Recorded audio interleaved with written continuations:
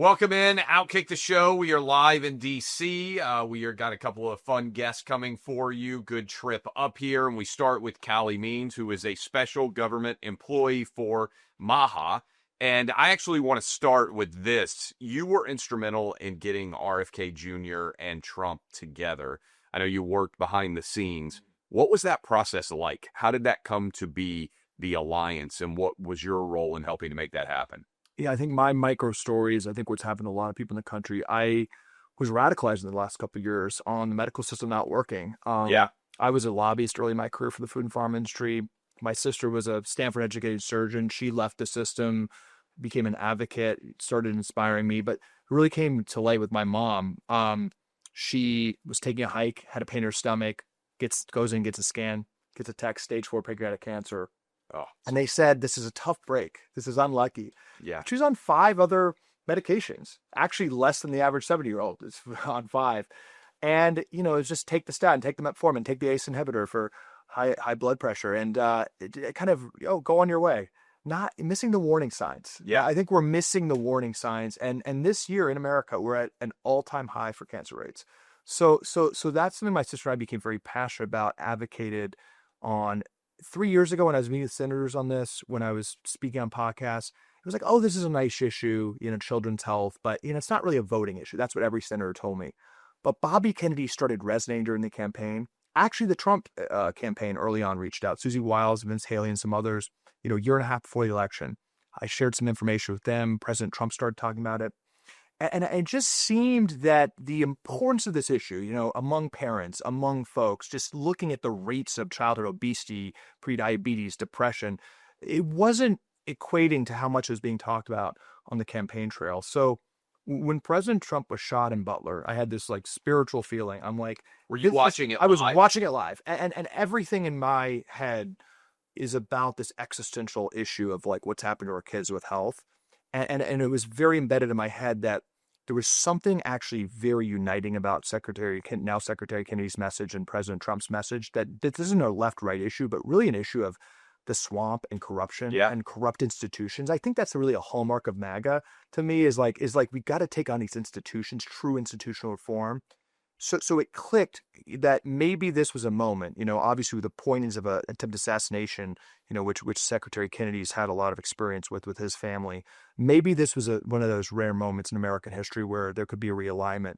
So I called Secretary Kennedy. He was thinking the same thing, was able to foster that phone call with Tucker Carlson, helped as well.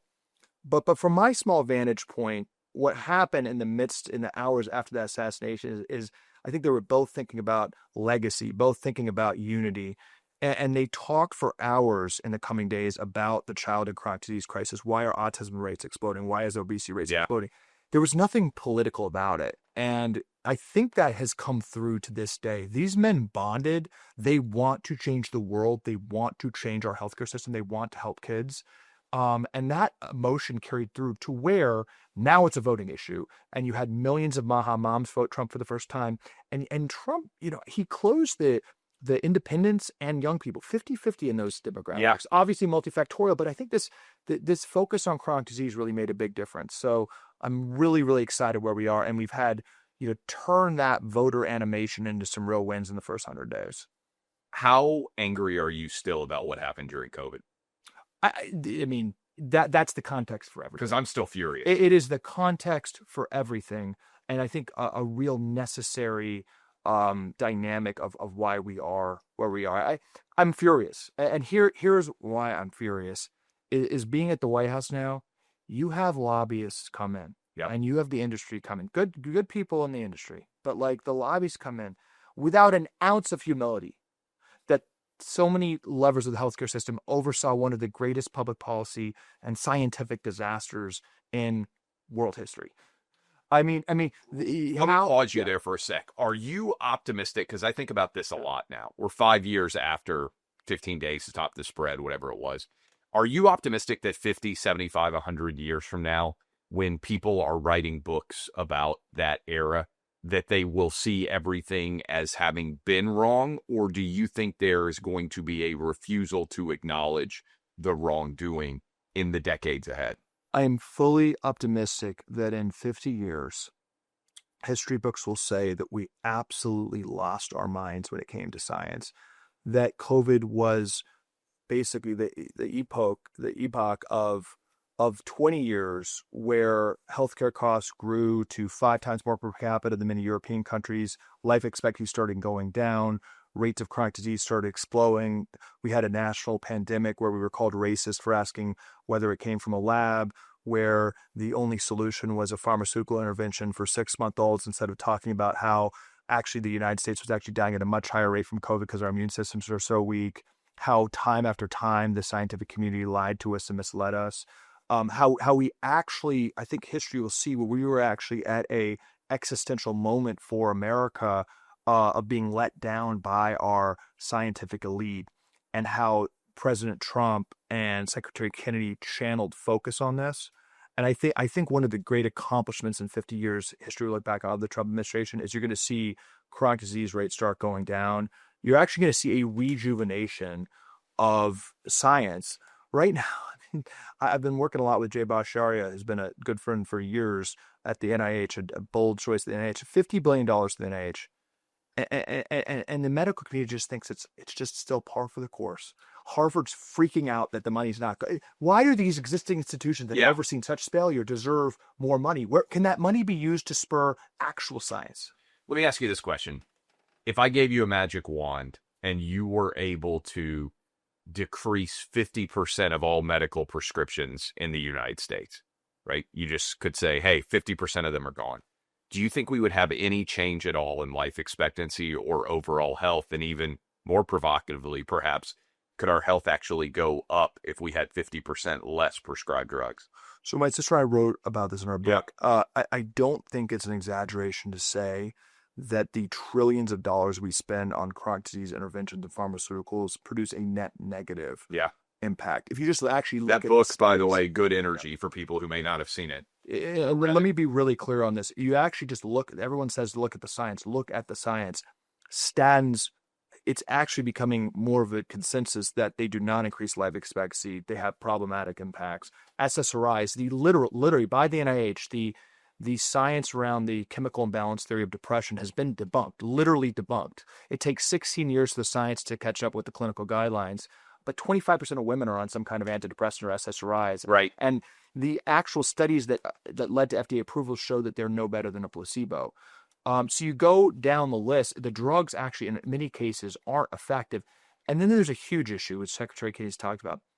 The drugs are based on a lie and really a moral hazard, to where, the American Diabetes Association said up until 2018, if you take your diabetes medications for type 2, you can eat as much sugar as you want. You don't need to change your diet. Right. You take the statin. We've all heard our somebody in our family take the statin. Oh, I can eat all my food again. It's like you're being told. Ozempic, literally Harvard to this day right now is saying that Ozempic's a genetic issue not tied to food. And they're saying as long as you take your Ozempic, you're going to be fine. That's a lie. These drugs basically manage one biomarker, one symptom. But if we're continuing to practice bad habits, if our kids in schools are continuing to get less time outside than a maximum security prison, which is a huge problem with our school system, if we've totally been asleep at the wheel on school lunches and what kids are feeding in our bodies, and the fact that 70% of kids in the United States, 70% of a child's diet in the United States is ultra processed, and it's 10 to 15% in Italy and Japan. We've lost our way on the basics. But drugs, Matt, it's not a drug deficiency. Right. So, when we look at Europe, I always talk about Europe having, lower healthcare costs, better outcomes. They have horrible healthcare systems. It's because they're healthier. Yeah. It's because they're not poisoning. So yeah, if we rely less on our medical system, less on drugs, it necessitates really the spiritual, cultural conversation about what we're doing to our children's bodies, what the root cause of disease is. So, yes, Secretary Kennedy said this week, the best way to lower health costs is to have healthier people because they need less drugs. And that's what must happen. When you look at drug ads on television, this is something that I'm actually fired up about. You don't hear very many people talk about it. You guys have been talking about it. Put on any program. I mean, I watch NFL games. I saw Travis Kelsey constantly saying, get your 2 shots, your flu shot and the COVID shot, 2 for 1 over and over again. The percentage of ads in general for prescription drugs. You can correct me if I'm wrong, but I think it's The United States and New Zealand Right. are the only two countries basically in the world that don't restrict in any way prescription drug advertising. What are you optimistic we can dial that back, or is the big pharma industry, in conjunction, frankly, with media, which makes a lot of money on these ads, is it too powerful to change that? And what would the impact be if we dialed back the ads? I will say one thing on your last point. No industry is powerful enough to stop what President Trump is trying to do to reform institutions. I will tell every voter that the sword they've given President Trump is being used to drive great institutional reform. So we always talk about these big moneyed interests. I heard this from senators years ago when I was meeting with them. It wasn't a voting issue. They said voters are more powerful than money. And the fact that health and institutional reform has become a voting issue is very powerful. So all of this can be achieved. And I think you're getting quick win after quick win. On pharma ads, it is a huge issue because I've talked a lot about this with Tucker, Megyn Kelly, people that were, in the existing system, I've seen corporate media. Tucker worked at MSNBC and CNN. It's self-censorship. When pharma is paying 50% of the bills, Yes. you self-censor. I think you saw this no better than COVID. I mean, where was the curiosity that independent media was talking about why we were getting so sick with COVID, about, vitamin D, about, Joe Rogan said this early on, vaccine, I don't know, maybe, but that's marginal. It's just like, this is a much larger issue, interconnected with why we're getting so sick with other things. There was so much self-censorship in the media, and I think it's even more criminal today.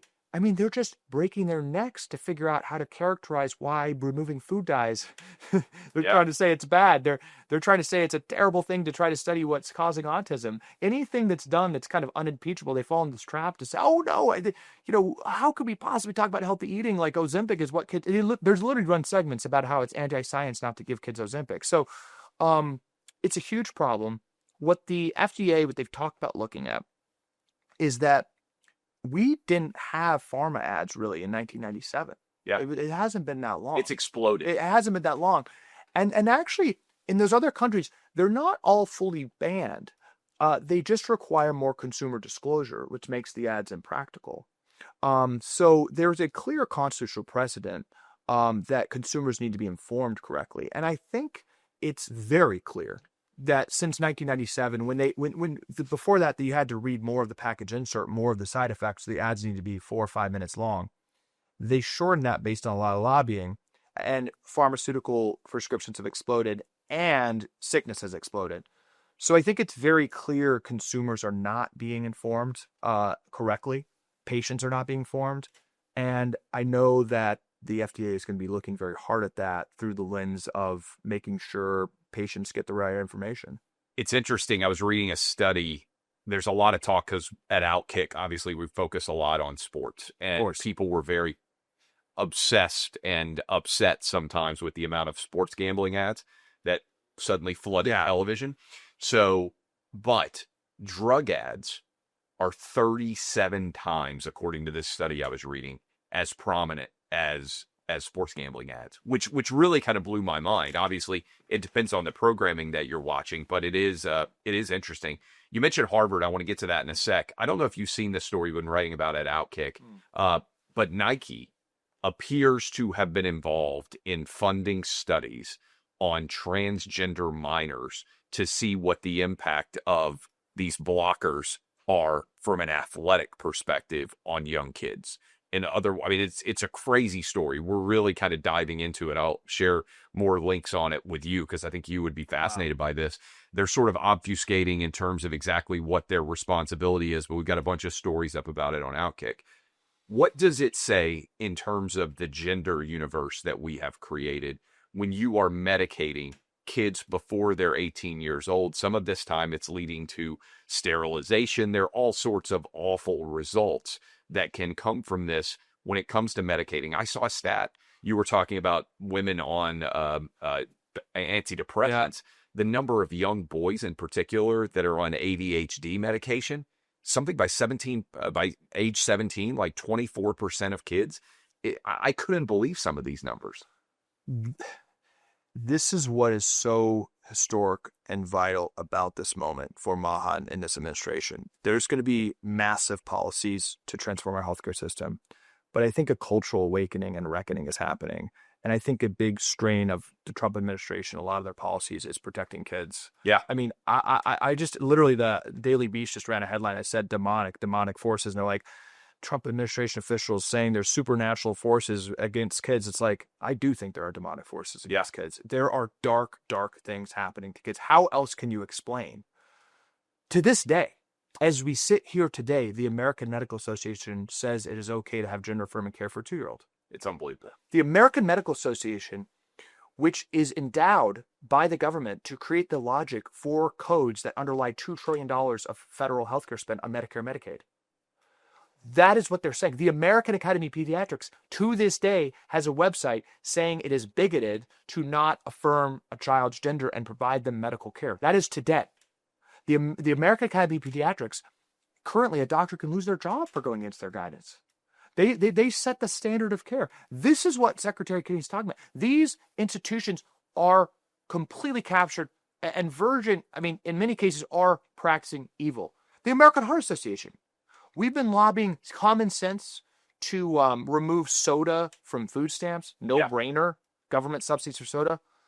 And the American Heart Association sends lobbyists around the country to lobby for soda on food stamps. The American Heart Association.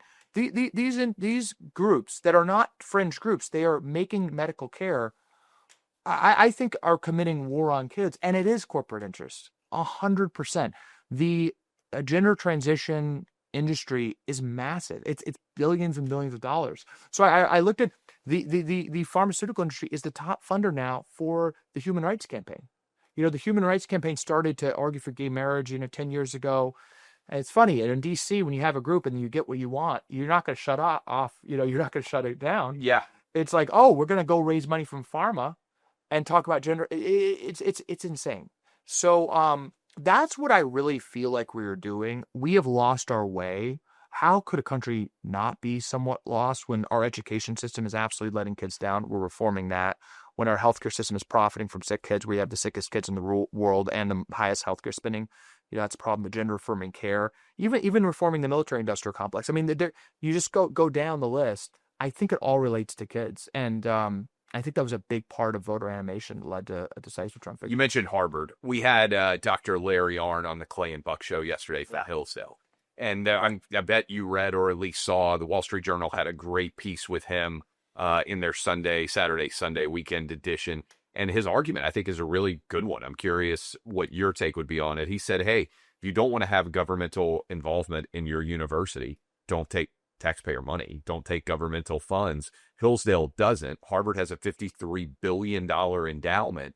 What is going on there in terms of how that money is being allocated? And what do you think of that battle as it stands now relating to taxpayer funds for these? I think it's $60 billion to these universities.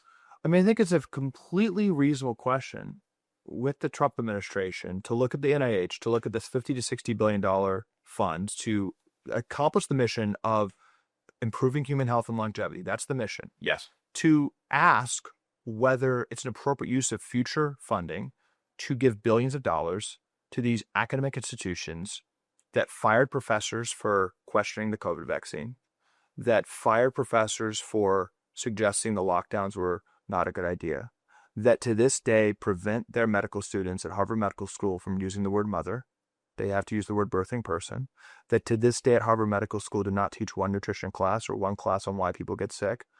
The Harvard Medical School, where 50% of the grants and funding come from pharma, and 80% of the course loads in pharmacology, nothing on why people get sick.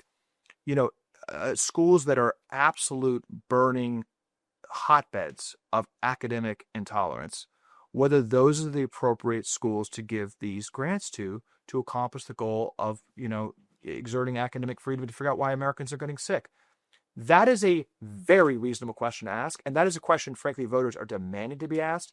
And the amount of entitlement, the amount of just expectation that these schools are going to receive billions of dollars of future federal grants like it's their birthright, I find it, as an alum of Harvard, I've been talking to the folks there. It is absolutely inappropriate. It is a breathtaking lack of self-awareness. We are at a reckoning right now.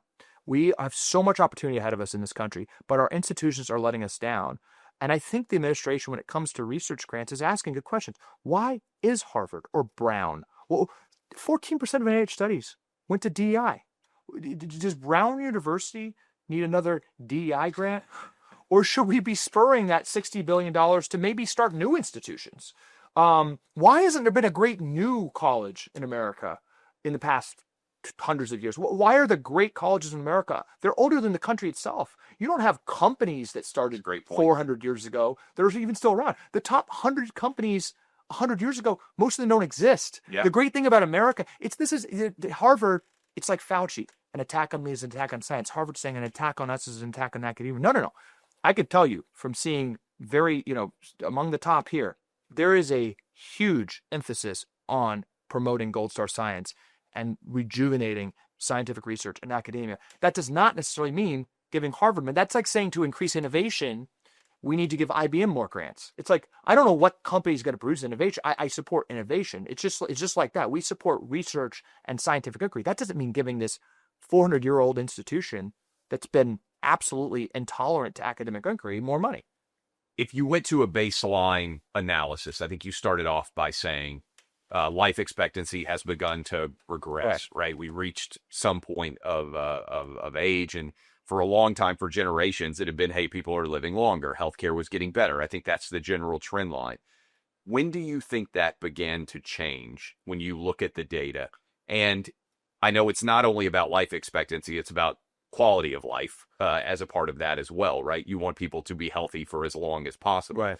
But if you had to go back on the trajectory and say, hey, I think it's fair to say in 1920, we're doing a lot better than we were then. We're certainly doing a lot better than we were in the 1800s. But when did that trend line start to change? And if you could alter things, what would need to occur for us to start to extend the average lifespan again?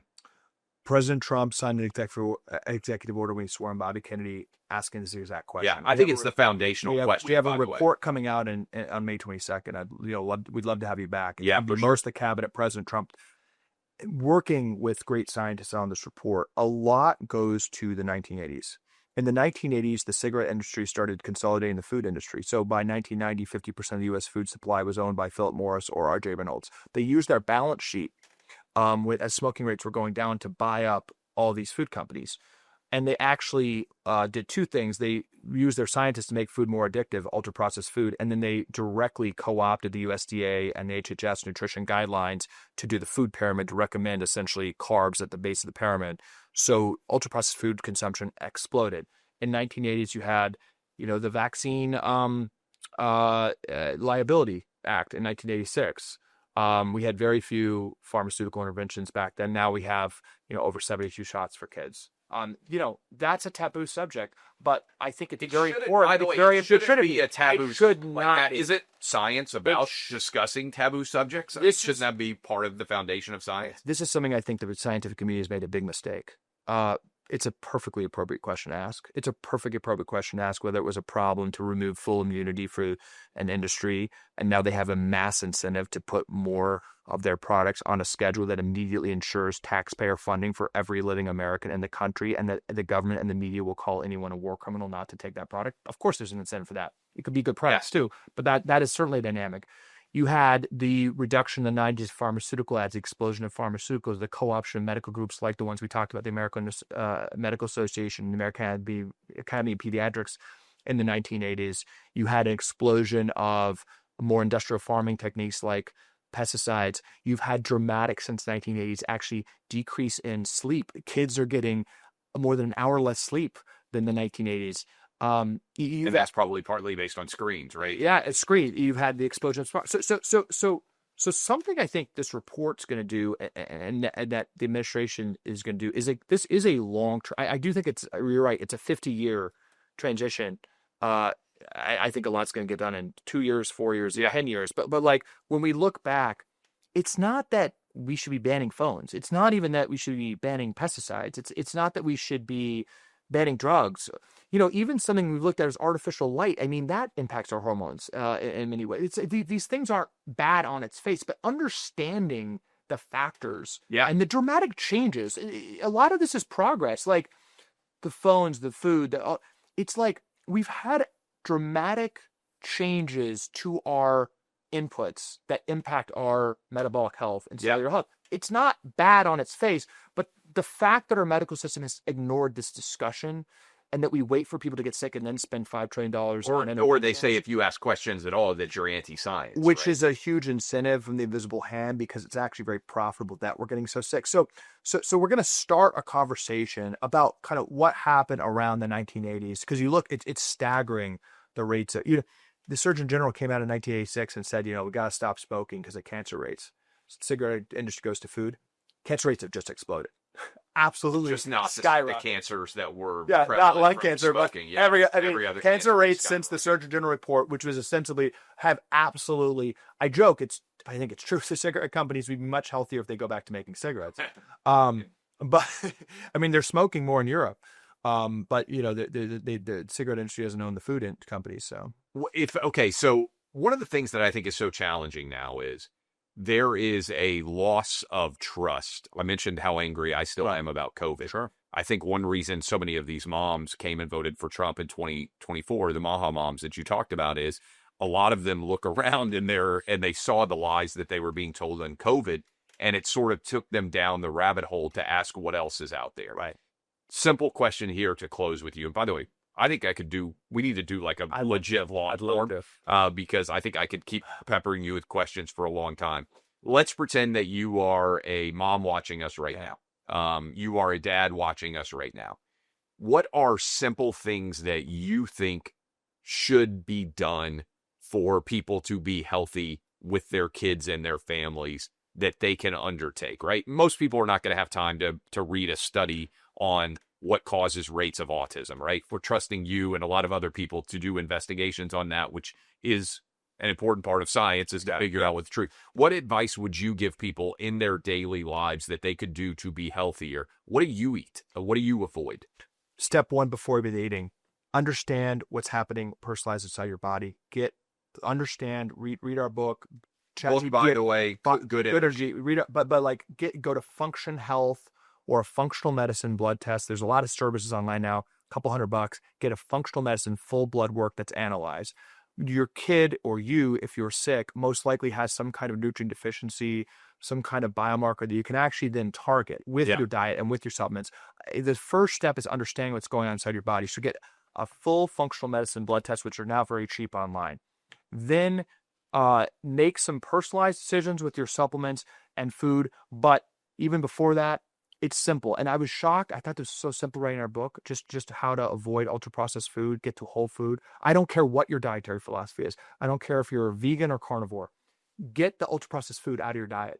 Yeah. With our book and with Bobby. And ultra-processed food examples of that would be what? If people are not even that. So 70% of a child's diet is ultra-processed food, which is something in a box. Yeah. I mean, it's something in a box. Cereal. It's like you can give at school, you've got the microwave pizzas, you've got, things that are fried.